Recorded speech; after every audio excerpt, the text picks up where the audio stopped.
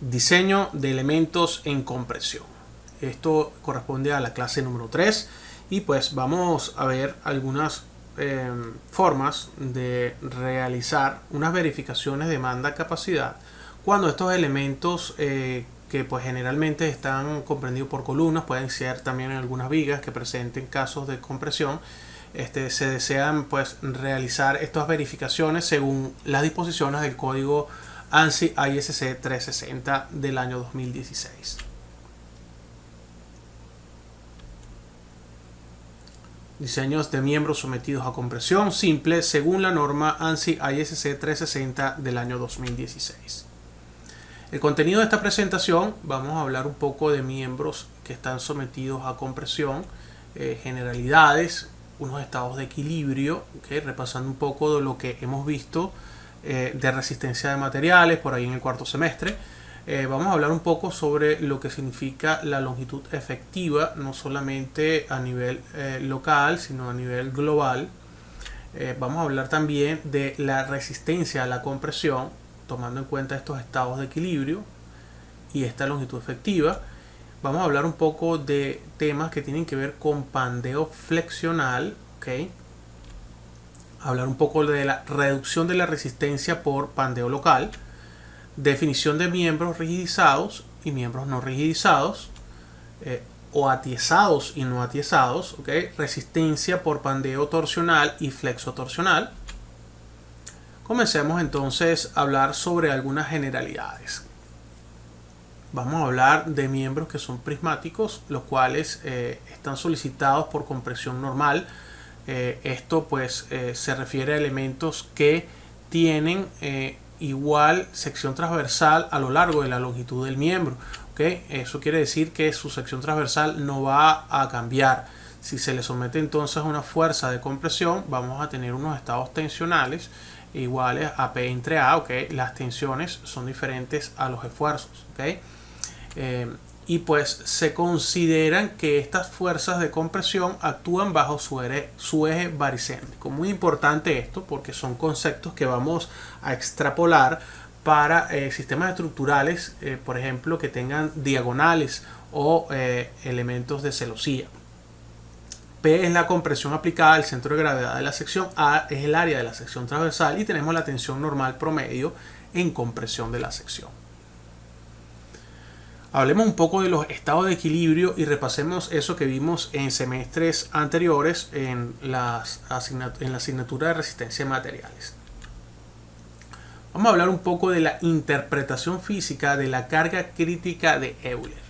Vamos a tomar en cuenta entonces un elemento dispuesto verticalmente, tal cual como aparece acá, en el cual pues se han restringido los movimientos verticales y horizontales en un extremo y en la parte superior solamente se ha restringido el desplazamiento horizontal, pudiendo entonces permitirse un desplazamiento vertical. Y pues a este elemento se le han sometido a dos fuerzas, una fuerza horizontal en el medio y una fuerza vertical. La fuerza vertical es esa fuerza crítica, tenemos esta fuerza horizontal y pues la combinación de esa fuerza crítica de pandeo con esta fuerza H horizontal nos va a, digamos, sacar el eje del perfil de ese plano de carga. Es muy importante acá nuestra deflexión, esto es la longitud L o la altura de esa columna, y pues el cambio dependiente de esta deflexión va a ir expresado por este término que es el diferencial de X entre el diferencial de Y, siendo el diferencial de X pues las ordenadas y las abscisas y las ordenadas diferencial de Y. Si nosotros agarramos este elemento de columna y lo cortamos justamente a la mitad, vamos a ver qué fuerzas están actuando. Esto queda aquí a L medios, se sigue esta fuerza H aplicada en el medio. Aquí pues esto es simplemente la deflexión horizontal que experimenta. Aquí hay una fuerza P, pero en este punto que hemos cortado pues existe un valor de momento y ese valor de momento a nosotros nos interesa muchísimo. Si hacemos un diagrama de cuerpo libre de las fuerzas actuantes acá en esta sección de columna, pues tenemos lo siguiente, tenemos las reacciones, ¿Okay? Horizontalmente, si esto es H, pues acá habrá H medio, acá arriba también habrá H medios. Si esto es un valor de P, pues verticalmente también tiene que haber un valor de P. ¿Okay? Y pues tiene que haber un valor de balance en cuanto al valor de momento. Si nosotros simplemente queremos calcular este valor de momento, serán entonces con estas fuerzas que están actuando de esta manera. Si hacemos entonces la sumatoria de momento en B, acá en este punto, pues P, que es esta fuerza P, tendrá un brazo de palanca delta. ¿Okay? Tenemos esta fuerza H medio ubicado a L medio. Y estas son las fuerzas de momento. Esto es el momento en este punto de la sección. Pues si hacemos el valor de H igual a 0, todo este término se va, quedando entonces que el momento crítico es igual a esa fuerza crítica de pandeo por un desplazamiento horizontal delta. Teniendo esa porción de columna en la mitad hacia acá, entonces queremos hacer algunas deducciones importantes. Vamos a suponer que tenemos una esfera que descansa sobre tres superficies sin fricción. Tenemos el caso 1, una superficie sin fricción totalmente horizontal. Esa esfera está en la posición 1 y nosotros podemos rotarla a una distancia delta, y si lo hacemos, bueno, ella simplemente va a quedar en esa posición. No va a regresar a su posición original ni se va a caer. ¿Okay? Está en una condición de equilibrio. Tenemos un caso 2 donde ahora esa superficie es cóncava. Es decir, que si nosotros desplazamos esa posición de la esfera desde la posición 1 a una posición, ella va a regresar a la posición original para cualquier valor de desplazamiento que se origine. Y pues tenemos un caso 3 donde en esa posición original, si se va a una distancia delta, ella pues jamás va a regresar a una condición de equilibrio. Pues esa condición de superficie es convexa. ¿Sí? Tenemos caso 1, caso 2 y caso 3. Esto es muy similar a lo que va a pasar en las columnas. En los tres casos, la esfera en la posición 1 se encuentra en equilibrio. Para determinar el tipo de equilibrio es necesario desplazarla a una distancia infinitesimal delta. Okay, vamos a quedarnos con este primer caso. Esa esfera puede quedar en su posición desplazada donde está en equilibrio, y esto se conoce como estado de equilibrio neutro. En el segundo caso, pues si se desplaza vuelve a su posición inicial, y esto se conoce como condición de equilibrio estable. Y pues si está en esta condición del caso 3 y se desplaza a esta distancia delta, no regresa a su posición de equilibrio, y esto lo vamos a llamar estado de equilibrio inestable. Muy bien, entonces se tiene que como la carga crítica P sub CR, la carga necesaria para mantener la columna deformada sin empuje lateral alguno, o sea, quiere decir que esta fuerza es igual a 0. Si la carga P que se aplica es mayor o igual que la carga crítica de Euler, pues aumentará este desplazamiento paulativamente, ¿ok? Y a su vez también va a ir aumentando el valor de momento. En consecuencia, entonces se tiene un efecto que se repetirá hasta la rotura de la columna. ¿Okay? Pero si esa carga P es menor que esa carga crítica, pues en consecuencia, a su vez, este desplazamiento cada vez será menor, el valor del momento será menor, y va a ir disminuyendo hasta que llegue a una condición de momento cero y desplazamiento cero. ¿Ok? Y la columna pues termina por enderezarse completamente.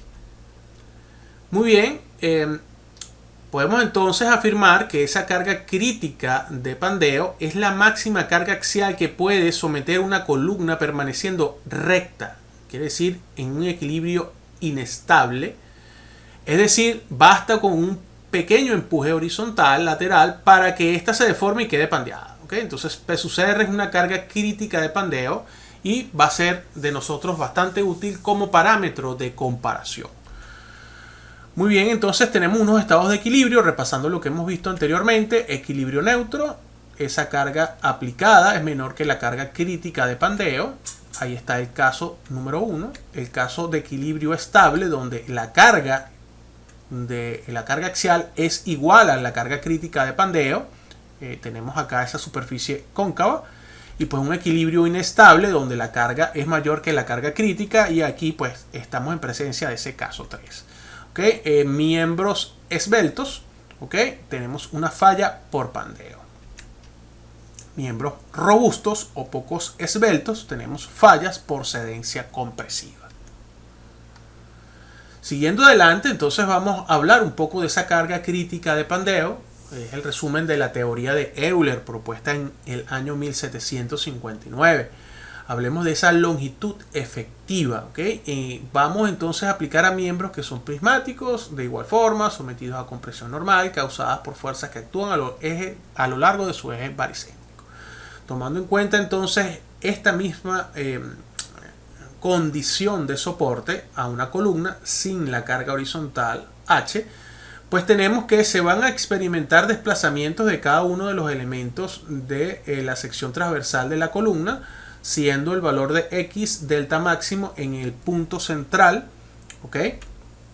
Y esa carga crítica de pandeo de Euler es pi cuadrado e I entre L cuadrado.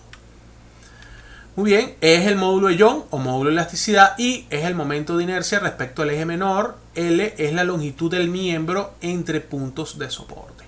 Okay, aplica si se cumplen las siguientes condiciones. Lo primero es que el miembro debe ser elástico. Okay. Sus extremos deben girar libremente y no tener capacidad de traslación lateral. Okay, cuando apliquemos esta ecuación.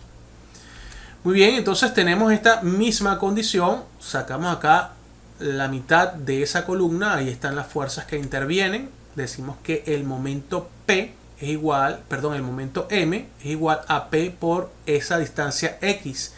Entonces ese valor de momento va cambiando, siendo máximo en un punto y disminuyendo en los extremos. ¿Okay?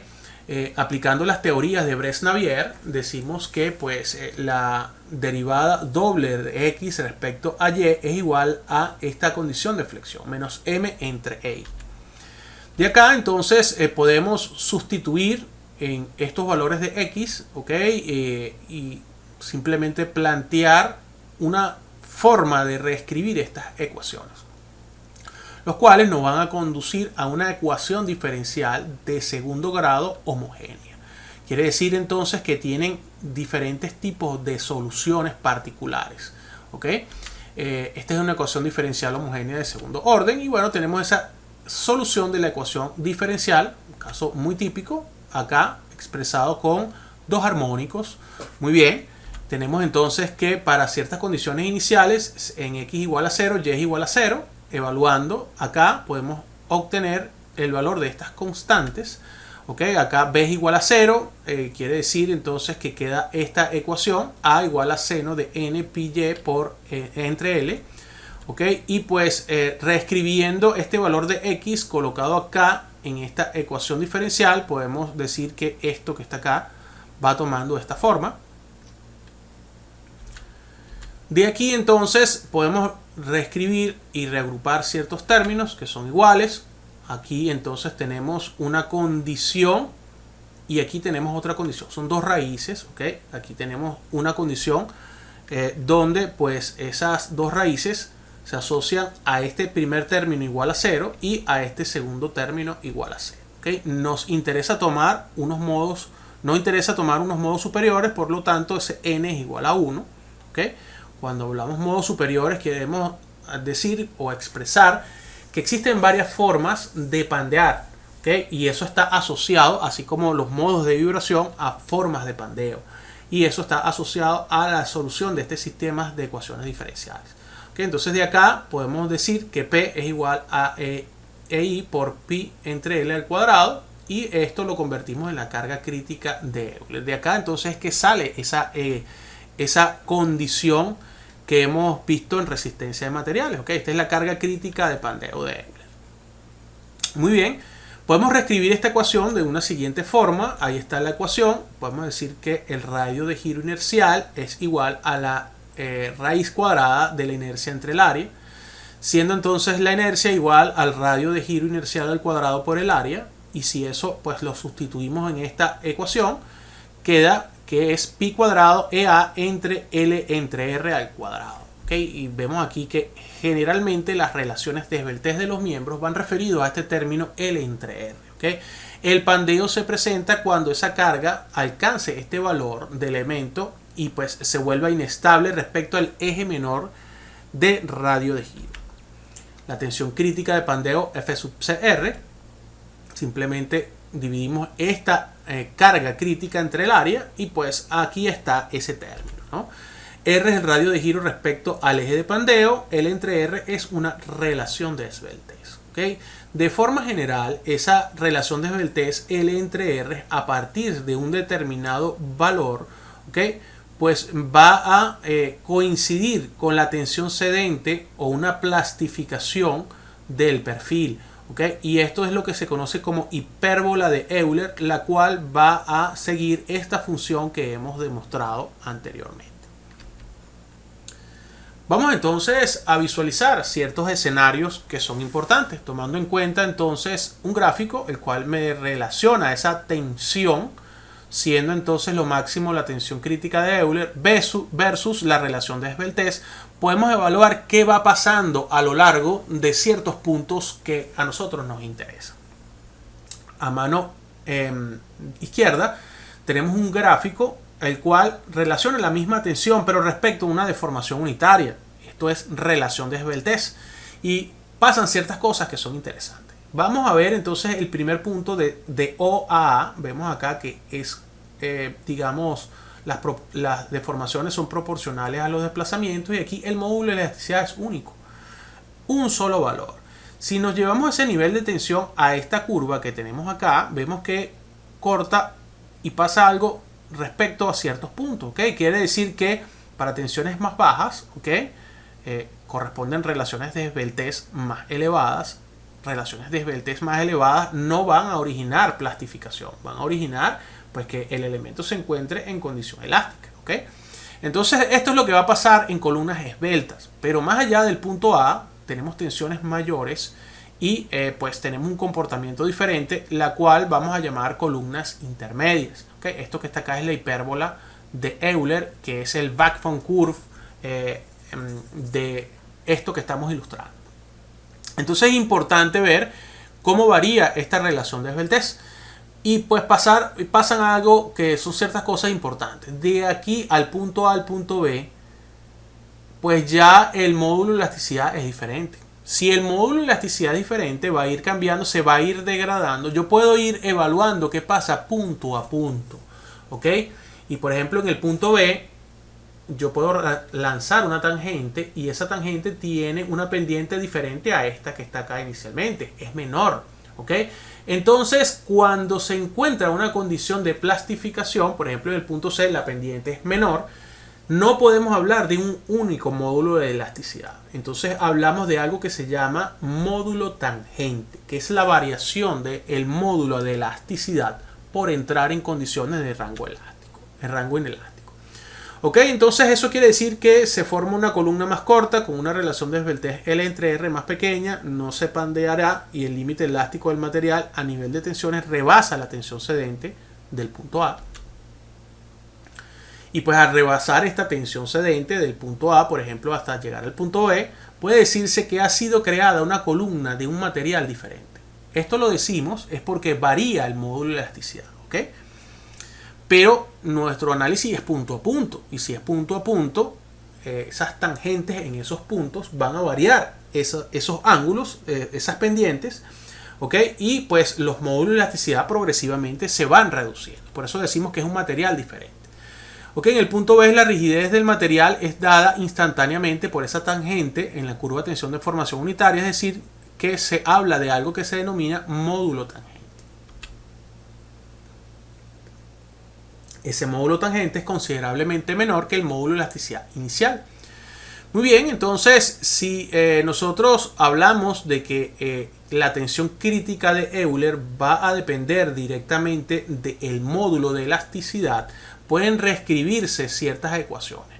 Quiere decir que para este rango donde tenemos, digamos, variación de la tensión referente a la deformación, o sea que estemos en el rango inelástico, utilizamos un módulo tangente y para, digamos que niveles de tensiones inferiores ya no es el módulo tangente, sino que es el módulo de elasticidad. Y eso es lo que he tratado de ilustrar acá, ¿ok? Para relaciones de esbeltez L entre R mayores que 100, se cumple esta ecuación donde está la hipérbola de Euler y el módulo de elasticidad siempre es en el mismo. pero para relaciones de esbeltez entre 10 y 100 ya esto no es así, depende del módulo tangente, ¿ok? Y pues la relación, la tensión crítica de Euler es la misma, pero con un módulo de elasticidad diferente.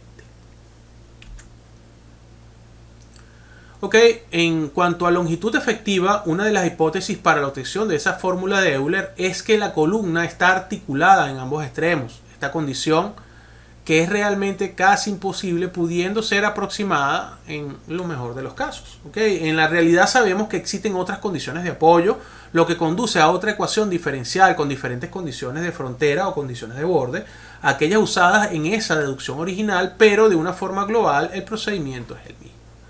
¿Okay? Entonces, así por ejemplo, si tomamos una columna articulada en un extremo y empotrada en otro, la ecuación de Euler puede ser deducida de igual forma que del caso original, y pues queda lo siguiente. Esa tensión crítica o la carga crítica de Euler es 205 por pi cuadrado entre I por EI entre L cuadrado. Si nosotros hacemos un cambio de variable, habíamos dicho que esa inercia pues está relacionada con el radio de giro inercial. Okay, nos va quedando algo así, y pues podemos reagrupar términos, colocar esto en el denominador, y pues vemos que hay algo que acompaña la relación de esbeltez y dice que es 0,70. Muy bien, esto que está acá es la tensión crítica de Euler, pero aquí hay un 0,70 al cuadrado inclusive, ¿no? Pues esto es la tensión crítica P sub CR, y acá lo que decimos es que hay un factor K que multiplica a esta relación de esbeltez. Ese factor K se va a determinar como el factor de longitud efectiva, ¿ok? Y va a multiplicar a la longitud para ver cómo es efectiva en cuanto a sus puntos de inflexión. Vamos a ir estudiando esto paso a paso, ¿ok? Suponemos entonces que tenemos una condición acá de apoyo como esta. Si se aplica una carga, se origina una forma de pandeo, quiere decir que L es igual a la longitud efectiva. Sin embargo, si empotramos en un punto y se aplica una carga, se puede entonces deformar de esta manera. Vemos entonces que esto sería el mismo punto de inflexión, pero estaría entonces ubicada el otro punto a una distancia simétrica, la cual es 2L. Nuestra longitud efectiva será 2L. Entonces acá ese factor K será igual a 2. Si nosotros tenemos un extremo empotrado y otro articulado, el punto de inflexión justo se forma acá. Quiere decir que esta longitud de aquí hacia arriba es 0,7L. Quiere decir entonces que ese factor de longitud efectiva es 0,70, o sea el 70%. De aquí para acá está el punto de inflexión. Pasamos de cóncavo a convexo. Y pues si tenemos condiciones de doble empotramiento, aquí es 0,5L y ese factor K es de 0,5. Resumiendo un poco estos casos, si tenemos empotrado es 0,5, si está empotrado articulado 0,7, si está empotrado acá pero con posibilidades de desplazamiento lateral es 1. Si está articulado y se aplica una carga, entonces aquí es 1. Si está simplemente en voladizo es 2. Si está en una condición articulado pero empotrado en la parte superior es 2. Estas son condiciones teóricas, ¿ok? Y pues recomendando para el diseño para restricciones reales, se aproxima un poco más a la condición real. Si tenemos esta condición es 0,65, 0,80, 1,2, 1, 2,1 y 2. ¿Okay? Ahí están las unidades de vinculación. ¿Qué pasa? Que ahora ya no podemos analizar esto de una forma aislada o como un miembro. ¿Qué pasa si la columna forma parte de un sistema estructural? Entonces nos va a importar mucho estos extremos de la columna y sus posibilidades de movimiento para poder ver cómo es ese factor K. ¿Okay? Bueno, las columnas de un pórtico no son independientes, por el contrario, forman parte de una estructura continua, lo que implica una posibilidad de desplazamientos laterales, y por ende se planteó la necesidad de un procedimiento más racional que tomará en cuenta el grado de restricción proporcionado por los miembros conectados. Tenemos el punto A y el punto B. Okay, por lo tanto, la restricción rotacional proporcionada por las vigas en el extremo de una columna es función a la rigidez rotacional de los miembros que se cruzan en esa junta. Podemos tener acá una relación entre las rigideces de las inercias o las rigideces de columnas y las rigideces de las vigas. Es la sumatoria de la inercia entre la longitud de las columnas que concurren en un nodo entre las sumatorias de la inercia de las vigas entre las luces de las vigas que concurren a ese mismo nodo. Ese es el valor de G. ¿Okay? Teniendo claro que esa rigidez rotacional es proporcional a I entre L, donde I es la inercia de la sección respecto al eje de flexión, entonces el factor de longitud efectiva K depende de una razón entre la rigidez de la columna y la rigidez de las vigas que llegan al nodo, pudiéndose expresar de la siguiente forma. Ese valor de G, cuando estamos hablando de unidades de vinculación, si estamos colocados acá, quiere decir entonces que pues esto es igual a 0, porque no hay rigidez, no hay viga, no hay nada acá, ¿no? Este valor es de la columna. Entonces algo entre 0 es infinito. No podemos tomar infinito, tomamos un valor bien grande que es 10. Si tenemos una condición de empotramiento, quiere decir entonces que este valor es muy grande. Este valor tiende a infinito, ¿okay? Muy rígido. Y algo entre infinito es igual a 0. No podemos tomar 0 y lo mínimo que vamos a tomar es el valor de 1. Ok, entonces podemos estimar ese factor K usando algunos nomogramas. Por ejemplo, si el pórtico no es arriostrado, vemos que el punto B y el punto A no tienen desplazamiento relativo horizontal uno respecto de otro. Si es esta condición de poca desplazabilidad o no arriostrado, yo puedo llevar el valor de G sub A en un punto y de G sub B en otro punto, cortar y determinar el valor de K. Para elementos de poca desplazabilidad están asociados a sistemas con pórticos arriostrados con diagonales concéntricas o de tipo V invertida. Vemos acá las tipo V invertidas. Es muy poco probable que se desplacen lateralmente estos pórticos. ¿Okay? Ahí está ese tipo de elemento de cruces a dos pisos, ¿okay? Muy rigidizados.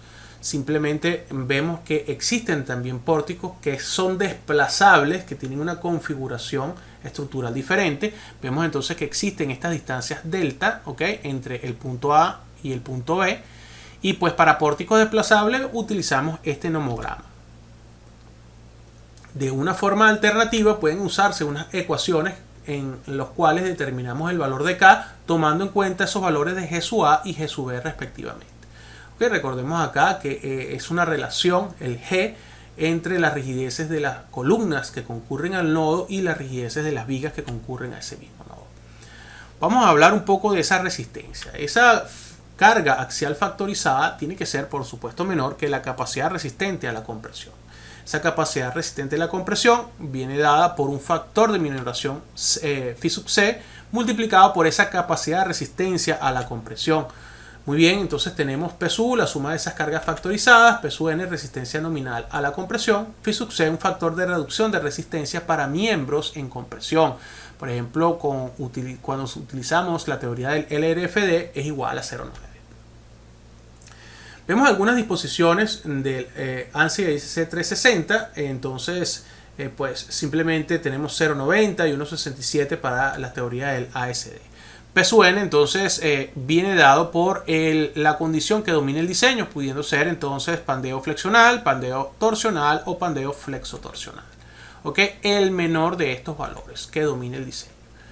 Muy bien, siguiendo adelante en pandeo flexional, nos interesa mucho esa relación de esbeltez lambda sub c de la columna, ¿okay? Que es K por L entre Rpi multiplicado a la raíz cuadrada de la tensión cedente entre el módulo de Young. Que para columnas elásticas, ese F sub CR viene dado por esta expresión. Fíjense que puede ser colocado en términos de lambda cuadrado. ¿Okay? Para considerar esos efectos de desalineamientos iniciales, vamos a reducir el valor a este valor 0,877 lambda cuadrado entre C por Fy. Ese es el valor de esa tensión crítica de Engler. Para columnas inelásticas viene dada por esta ecuación 0,658 elevado a la lambda c al cuadrado por Fy. Okay, esta ecuación también toma en cuenta los desalineamientos iniciales del miembro.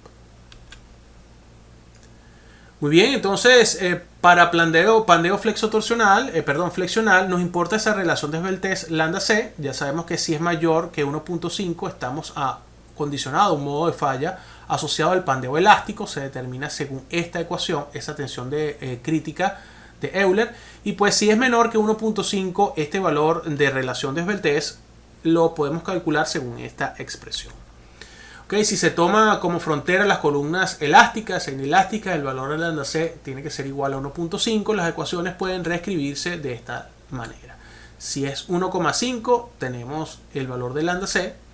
Ahí está k por l entre r, 4,71 por raíz de fy entre e.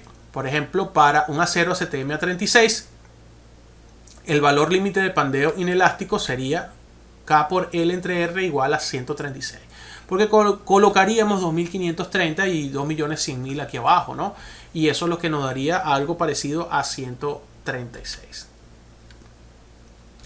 Siguiendo acá adelante, en cuanto al pandeo flexional, vamos a suponer que tenemos un elemento en condición acá inicial no deformada, punteado, y se le aplica una carga. Al aplicarse entonces la carga, existe una flexión que hace que se salga de su plano de aplicación de la carga. Vemos entonces que inicialmente tenemos este elemento punteado, su sección transversal está así. Al aplicarle entonces una carga, pasa de este punto a este punto la sección transversal. Entonces en este caso se origina este pandeo flexional. La resistencia de las columnas por pandeo flexional viene dada por esta expresión. Fíjense acá que está esa carga crítica, que ya sabemos que depende de esa relación de esbeltez, y aquí hay un A sub G. Vamos a ir viendo qué significa cada uno. Tenemos entonces el factor de minoración 0,90. Si la tensión crítica, si esa relación de esbeltez es menor que 1.5, nos vamos por una condición de pandeo inelástico. Si es mayor que 1.5, nos vamos para una condición de pandeo elástico. Estas ecuaciones se basan en estudios experimentales y teóricos que toman en cuenta esos efectos de las tensiones residuales y su desalineamiento inicial de 1 entre 1500 o de L entre 1500, donde L es la longitud del miembro, más no incluyen los efectos por pandeo local del elemento. Hay algunas condiciones que van un poquito más allá, las cuales están condicionadas a algo que se denomina pandeo local. Y pues la resistencia a la compresión adicional por pandeo global del miembro no puede desarrollarse si hay unos efectos de pandeos localizados, ¿ok? En diferentes partes de la sección transversal. Pueden ser alma, puede ser ala de la columna, presentando entonces una relación crítica ancho-espesor, propiciando un pandeo local cuyo comportamiento es frágil. Entonces tenemos que realizar el control del pandeo local, y pues esto es algo fundamental para un buen desempeño del elemento estructural, sobre todo cuando estamos haciendo verificaciones de diseño sismorresistente. Yéndonos un poco más allá, aunque no es lo que vamos a aplicar directamente en este seminario, vamos a hablar un poco sobre algunas clasificaciones de las secciones transversales de columnas. Tenemos una condición de compacto sismorresistente, compacto, no compacto y sección de elementos esbeltos. Esto generalmente es muy útil para las aplicaciones desde el punto de vista sismorresistente, cuando entonces aplicamos otros códigos como el ANSI ISC 360-341.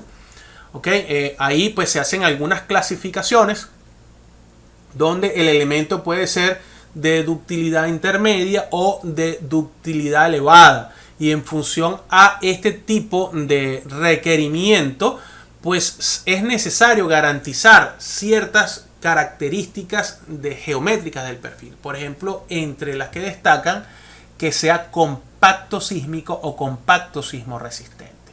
Existen algunos perfiles que no cumplen estas condiciones y pues no pueden ser usados para ciertos sistemas estructurales, sobre todo para pórticos especiales de momento o pórticos diagonalizados también especiales. Esa es la relación de esbeltez lambda PS, ¿okay? Lambda P y lambda R. Siguiendo un poco adelante, definiendo algunos parámetros, ¿okay? En cuanto a esas relaciones de esbeltez, lambda es esa relación ancho-espesor. Lambda PS es el límite superior de la categoría de compactas sísmicas. Lambda P es un límite superior de la categoría compactas. Lambda R es un límite superior de la categoría no compacta. Si lambda es mayor que lambda PS, la sección es compacta sísmica. Si lambda es mayor que lambda P, la sección es compacta. Si lambda está entre lambda P y lambda R, la sección es no compacta. Y si es mayor o menor que lambda R, la sección es esbelta. ¿Okay? La categoría se basa en una relación crítica ancho-espesor de la sección transversal. Siguiendo acá adelante, entonces, en cuanto a la reducción de la resistencia por pandeo local, cuando se utiliza un perfil con una sección transversal que no cumple esos requisitos de pandeo local basado en una relación ancho-espesor límite, para las secciones compactas la resistencia a la compresión por pandeo flexional disminuye y se determina de la siguiente forma. ¿Okay? Tomando en cuenta un factor Q, que también va a depender de Q sub S y Q sub A, ¿okay? Y dependiendo de ciertas condiciones, por ejemplo, sin elementos esbeltos, este valor de Q pudiera ser igual a 1. ¿Okay? Y este valor de Q pues está siendo utilizado en otras expresiones para poder decidir las rutas y determinar esa capacidad resistente a la compresión. ¿Okay? Por ejemplo, si lambda c por raíz de Q es menor que 1.5, esta es la ecuación que va a regir el comportamiento de la columna asociada a un modo de falla de pandeo elástico. Si lambda c por raíz de Q es mayor que 1.5, entonces es otro tipo de ecuación, la cual está dominada por una condición de fallo asociado a el pandeo inelástico. En cuanto a la definición de miembros rigidizados y no rigidizados, ¿okay? Tenemos entonces algunas condiciones cuando se le aplican cargas, pueden entonces experimentarse deformaciones que salen fuera de la aplicación del plano de carga, pero también van asociadas con un giro o rotación de la sección transversal, ¿okay? Lo cual entonces asociamos a este modo de falla de pandeo torsional. Este tipo de falla es causada por la torsión alrededor del eje longitudinal del elemento y por lo general este tipo de falla se presenta en miembros con secciones transversales doblemente simétricas y con elementos muy esbeltos en su sección. Pandeo flexotorsional, vemos que si se aplica una carga excéntrica o fuera de su baricentro, entonces pueden experimentarse pandeos en diferentes partes del perfil. Vemos acá cómo inicialmente tenía esta sección transversal y ahora la sección transversal post pandeo queda en esta posición. Okay, es causada por esa combinación de pandeo flexional y torsional y el miembro se flexiona y se tuerce al mismo tiempo. Por lo general este tipo de falla puede ocurrir tanto en miembros con secciones transversales asimétricas como en un eje de simetría. Vamos a hablar un poco de diseño de miembros de aceros en compresión y establecer en esta oportunidad ciertas condiciones, ¿okay? En cuanto a los análisis. Se basan en otro parámetro de esbeltez diferente de lambda c, el cual es conocido como lambda sub e. Lambda sub e es la relación o la raíz de la tensión cedente entre F sub e. Y ese valor de F sub e, pues viene dado por esta expresión. Y vemos aquí que entran valores de inercia en X y en Y, porque están asociados a formas de fallos de pandeos torsionales. Vemos acá ese módulo de elasticidad del corte, el módulo de elasticidad, módulo de Young, la constancia de torsión de alabeo, el valor de J, ya nosotros lo hemos determinado, y ese valor Fe para miembros con un solo eje de simetría, pues se expresa según esta ecuación que tenemos acá. Para miembros sin eje de simetría, fíjense que queda considerablemente más grande en cuanto a las verificaciones de pandeo flexotorsional. La solución de Fe sería la raíz más pequeña de todas, de todo este polinomio. O sea, sub W es la constante de alabeo, constante de torsión, G es el módulo de cortante o módulo de elasticidad del corte, a sub G el área gruesa. Y ahí están algunas ecuaciones para complementar los valores de H, de F sub X, F sub EY y F sub EZ. Momentos de inercia respecto al eje mayor y menor. Tenemos coeficiente de longitud efectiva para el pandeo flexional alrededor de los ejes principales, K sub Z, coeficiente de longitud efectiva para pandeo torsional basado en la cantidad de restricciones contra el pandeo torsional, X sub 0 y Y sub 0, coordenada del centro de cortante de la sección respecto al centroide. Tenemos los radios de giro inerciales respecto al eje mayor y menor, radio de giro polar respecto al centro de cortes. Ahí está unas relaciones que nos pueden permitir calcular estos radios de giro polar. Fíjense acá, este es el centro cortante de la sección, aquí es el centro cortante de la sección, nos importan estos valores de X sub 0 y Y sub 0.